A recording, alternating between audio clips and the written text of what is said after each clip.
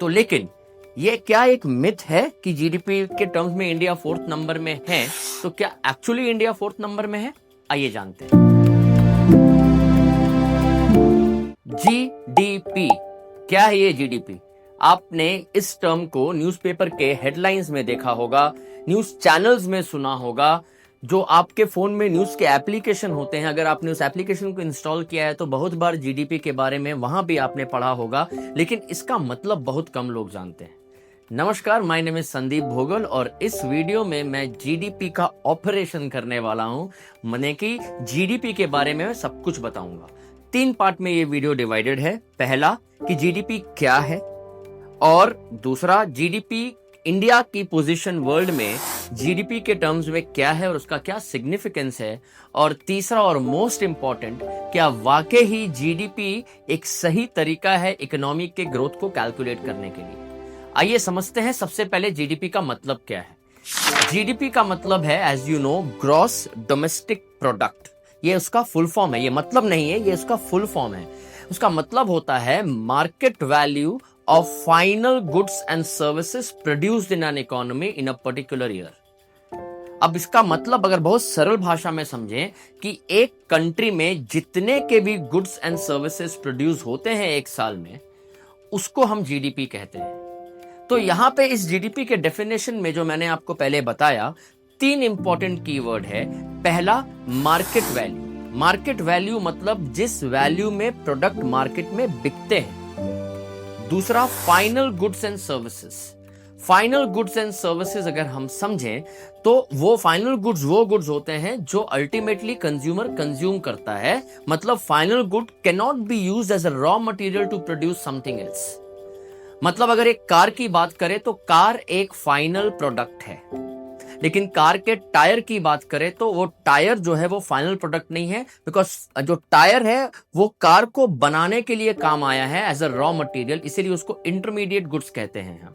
तो जब हम जीडीपी कैलकुलेट करते हैं तो वी टेक पहला मार्केट वैल्यू। मार्केट वैल्यू का मतलब क्या हुआ? The value at which product is sold in the market. दूसरा, we take the value of final goods. मैं बताता हूं हम लोग क्यों ले रहे हैं फाइनल गुड्स और मार्केट वैल्यू। और तीसरा, GDP is based on goods produced, not goods sold. एक साल में जितने गुड्स प्रोड्यूस हुए हैं इकोनॉमी में, जो प्रोड्यूस्ड गुड्स की वैल्यू है वो जीडीपी के कैलकुलेशन में आता है। उस प्रोड्यूस में से कितना बिका कितना नहीं बिका वो बात की बात है। तो सेल्स वैल्यू, जो इतने गुड्स बिकते हैं मार्केट में, उसको हम जीडीपी में कैलकुलेट नहीं करते। अब मुद्दा यह है कि जीडीपी कैलकुलेट करने के लिए हम मार्केट वैल्यू क्यों लेते हैं? क्योंकि मार्केट वैल्यू रियल वैल्यू को रिफ्लेक्ट करता है। हम कंट्री की जीडीपी कैलकुलेट कर रहे हैं तो हम उस वैल्यू में कैलकुलेट करेंगे जिस वैल्यू में वो प्रोडक्ट कंट्री में बिक रहा है।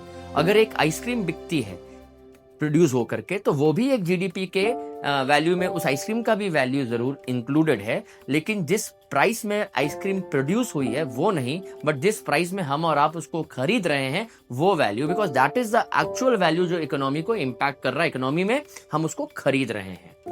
दूसरा रीजन कि हम जो जीडीपी को कैलकुलेट करते हैं फाइनल गुड्स पे करते हैं। मैंने बोला फाइनल गुड एक बहुत इंपॉर्टेंट कीवर्ड है, बिकॉज फाइनल गुड्स जो है उसमें ये अज्यूम किया गया है कि इंटरमीडिएट गुड मतलब रॉ मटेरियल का वैल्यू फाइनल गुड्स में ऑलरेडी एडेड है। तो अगर हम बात करें जीडीपी की, और जीडीपी में अगर हम एक कार का वैल्यू लें, कार प्रोड्यूस, अगर car is a final good, right? तो अगर कार की वैल्यू 10 लाख रुपए है तो उसमें यह अज्यूम किया जाता है कि उस 10 लाख रुपए की वैल्यू में जितना भी intermediate good, tyre, paint, steel, seats, leather, जितना चीज भी यूज हुआ है उसकी वैल्यू फाइनल गुड्स में ऑलरेडी इंक्लूडेड है। तो अगर हम इंटरमीडिएट गुड्स मतलब रॉ मटेरियल का वैल्यू अलग से लें और फाइनल गुड्स की वैल्यू को अलग से लें, तो जीडीपी में एक प्रोडक्ट का वैल्यू हम 2 बार काउंट कर रहे हैं। तो जैसे अगर कार की वैल्यू हम 10 लाख रुपीस ले रहे हैं तो उसमें टायर की वैल्यू ऑलरेडी एडेड है। तो अगर दोबारा हम टायर की वैल्यू लेंगे तो जीडीपी में कार की वैल्यू में टायर का वैल्यू एक बार आ चुका है और टायर का वैल्यू हम अलग से ले रहे हैं, तो it is leading to the problem of double counting. एक प्रोडक्ट के वैल्यू को हम 2 बार काउंट कर रहे हैं। इसीलिए हम एक कंफ्यूजन को हटाने के लिए फाइनल गुड्स के वैल्यू को जीडीपी में कंसीडर करते हैं। और तीसरा, GDP is calculated on goods produced but not on goods sold. तो आई होप जीडीपी की आपको कैलकुलेशन के बारे में समझ आ गया होगा। अब हम समझते हैं कि जीडीपी को हम कैलकुलेट क्यों करते हैं। देखो, अगर किसी कंट्री की जीडीपी बढ़ रही है, इट इज इंडिकेटिंग कि वो कंट्री में ग्रोथ है। क्यों? क्योंकि देखो, अभी फ्लो चार्ट को समझो। अगर जीडीपी बढ़ा तो मतलब प्रोडक्शन बढ़ा, because GDP is the value of goods and services produced. Growth in GDP means growth in production. अगर प्रोडक्शन बढ़ा है, इसका मतलब जरूर इकोनॉमी में डिमांड में बढ़त हुई होगी, डिमांड में ग्रोथ हुई होगी।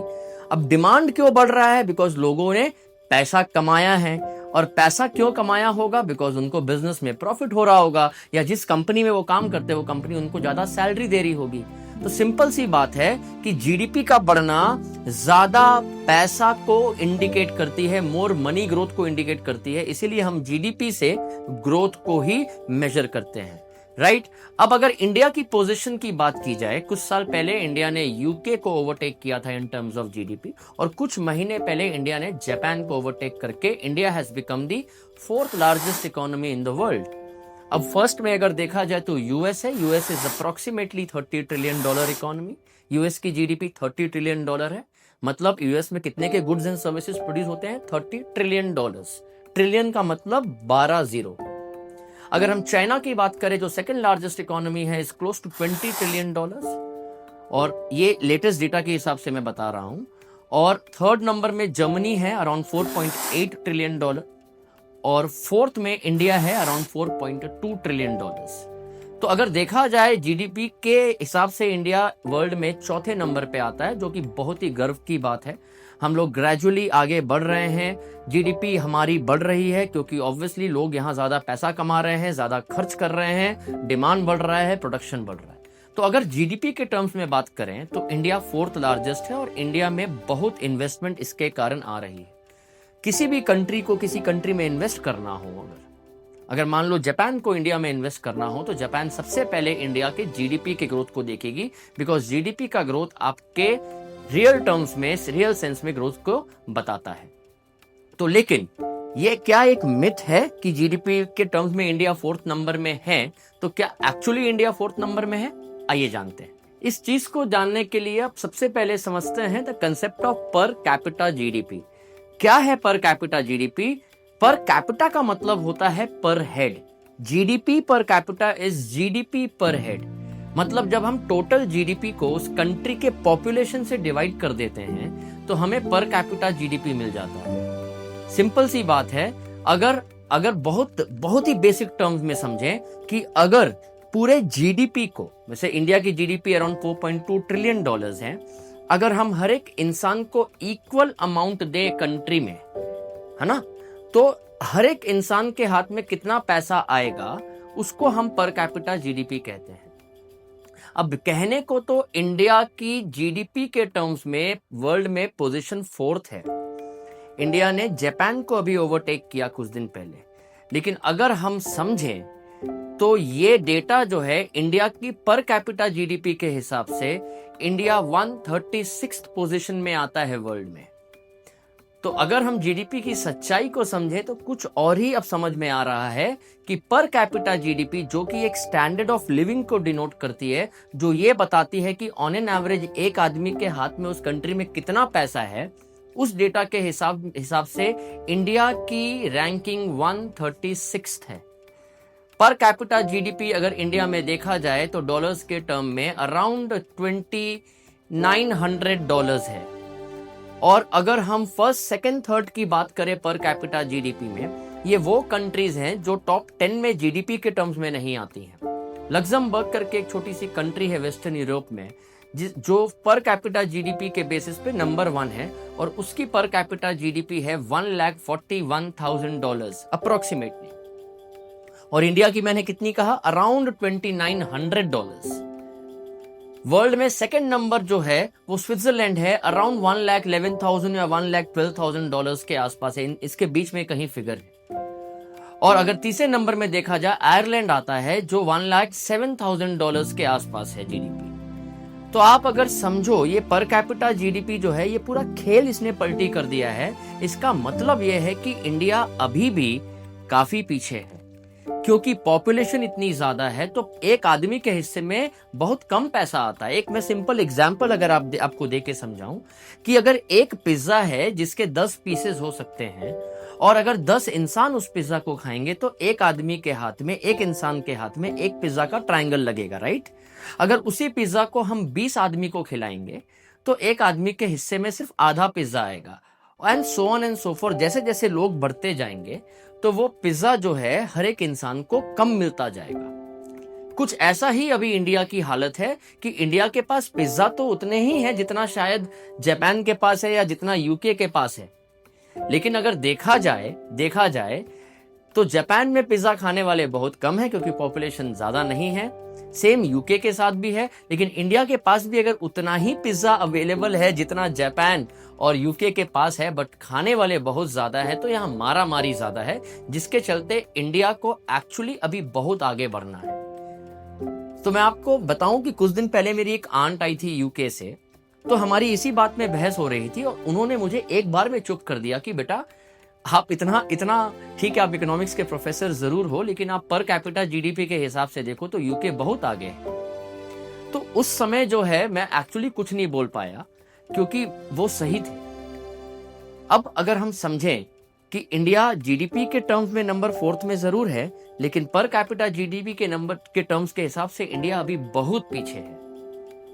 रिसेंटली इंडिया न्यूज में था कि इंडिया ने यूके को टेक ओवर कर लिया है इन टर्म्स ऑफ जीडीपी, लेकिन अगर यूके अभी नंबर 5 पे है, राइट, नंबर 6 में है यूके और नंबर 5 में जापान है, नंबर 4 में इंडिया है। तो अगर हम नंबर 6 यूके की बात करें जो इंडिया से पीछे है जीडीपी के टर्म्स में, लेकिन पर कैपिटा जीडीपी यूके की जो है अराउंड $54,000 है, और जापान जो इंडिया के जस्ट पीछे है, अभी रिसेंटली इंडिया ने जापान को भी ओवरटेक किया है जीडीपी के टर्म्स में। जापान की per capita GDP is approximately $34,000। अब आप मुझे कमेंट सेक्शन में बताओ कि इंडिया वाकई में ही नंबर 4th लार्जेस्ट इकोनॉमी है या अभी सफर लंबा है। मेरे हिसाब से 4th लार्जेस्ट जरूर है, बट पॉपुलेशन ज्यादा होने के कारण we need to grow faster, हमें और जल्दी ग्रो करना पड़ेगा। डेफिनेटली हम अभी कुछ सालों बाद, आई थिंक 1-1.5 साल लगेंगे, हम जर्मनी को भी ओवरटेक कर लेंगे, लेकिन उसके बाद जो है फाइट लंबी है because China is growing very very fast. तो हमें अपनी ग्रोथ पेस को बढ़ाना होगा, हमें नए पॉलिसीज लेके आनी होंगी जिससे हम ज्यादा तेज ग्रो कर सके। तो I am very sure that India would become $10 trillion economy in next may be 10-12 years, but अगर हम बात समझें तो उस 10-12 साल में चाइना भी बहुत आगे बढ़ जाएगा और यूएस भी बहुत आगे बढ़ जाएगा। तो रेस अभी लंबी है, बट यस, कुछ चीजें जो हैं जीडीपी के हिसाब से नहीं देखनी होती है, पर कैपिटा जीडीपी के हिसाब से भी देखनी होती है। आई होप आपको ये वीडियो अच्छी लगी। अगर अच्छी लगी तो please share it with your friends. Thank you so much. नमस्कार।